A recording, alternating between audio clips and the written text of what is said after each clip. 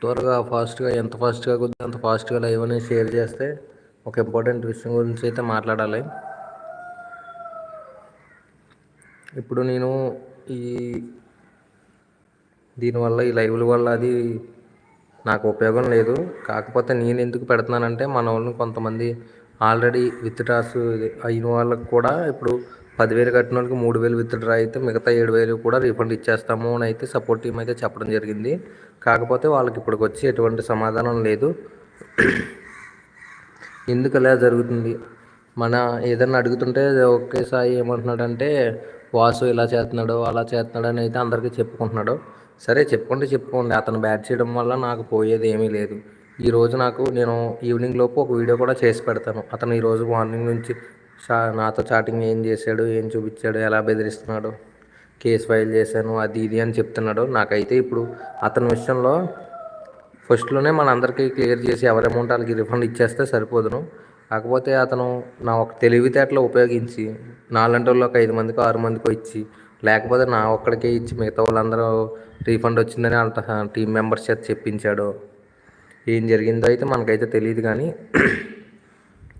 అందరికీ రీఫండ్ ఇస్తాను WhatsApp group నుంచి ఎగ్జిట్ అయిపోమని చెప్పాడు. అవ్వలేదు. ఆ రీఫండ్ కూడా ఎవరికి ఇవ్వలేదు. అందరూ రిపోర్ట్ కొట్టి వెళ్ళిపోయారు.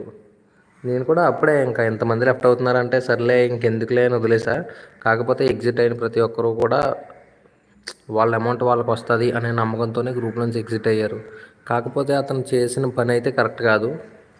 రీసెంట్గానే నేను అతని గురించి అంటే అతను ఏ ఊరు ఏంటి అని సెర్చ్ చేసి గూగుల్లోని కానీ ఇంకెక్కడ అతని పేరు అయితే నిజమైన పేరు ఎవరికీ తెలియదు.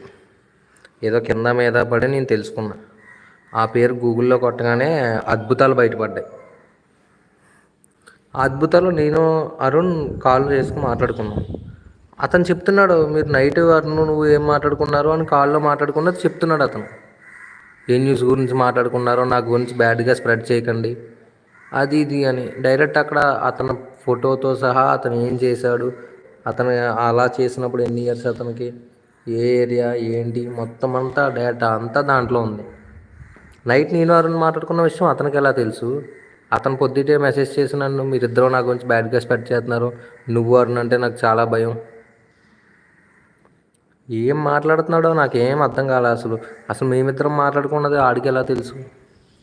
మళ్ళీ నన్ను బెదిరిస్తున్నాడు, మీ ఇంటి అడ్రస్ చెప్పు. అడ్రస్ చెప్తే వస్తావా? భీమవరం పోలీస్ స్టేషన్ దగ్గర మాట్లాడుకోవచ్చు. పైగా నేను రవి ఉనుకూరు బ్రో ఉన్నాడు కదా, నేను ఛానల్లో వీడియోస్ ఉన్నాయి కానీ 2 ఒకే బాయ్ గురించి నేను చూడలేదు. ఇందాక పొద్దుట అసలు మ్యాటర్ ఏంటని చెప్పి చూసా.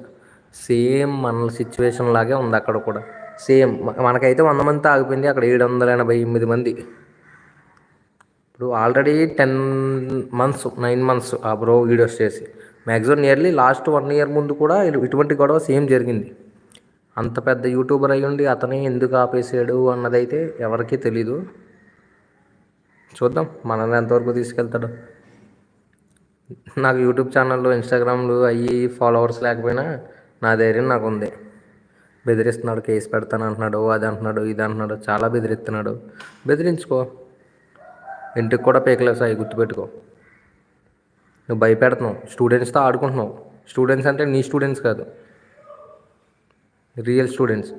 బీటెక్లో డిగ్రీలు అవగొట్టి ఖాళీగా ఉన్న వాళ్ళని టార్గెట్ చేసి నువ్వు ఆ గ్యాదర్ చేసిన అమౌంట్ ఏం చేస్తున్నావో కూడా మాకు క్లారిటీగా తెలిసింది.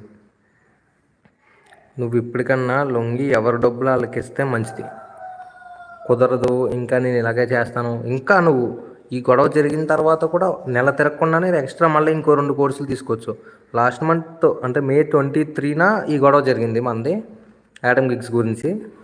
మిగతా వెబ్సైట్లో డ్రాప్ షిప్పింగ్ అది ఇది ఎవరో మేము ₹1 ఎర్న్ చేయలేదు అని గట్రా చెప్తున్నారు. అంత చెప్తున్నా సరే నువ్వు లాస్ట్ మంత్ 23rd నుంచి 23rdకి తిరగలేదు. నువ్వు ఇంకా మళ్ళీ తిరిగి ఇంకో 2 కోర్సులు తీసుకొచ్చేసావు. అర్థమవుతుందా నీకు? అసలు నా మీద నువ్వు సైబర్ క్రైమ్లో కంప్లైంట్ ఇస్తావా? ఇవ్వు, చూద్దాం ఏమని ఇస్తావు.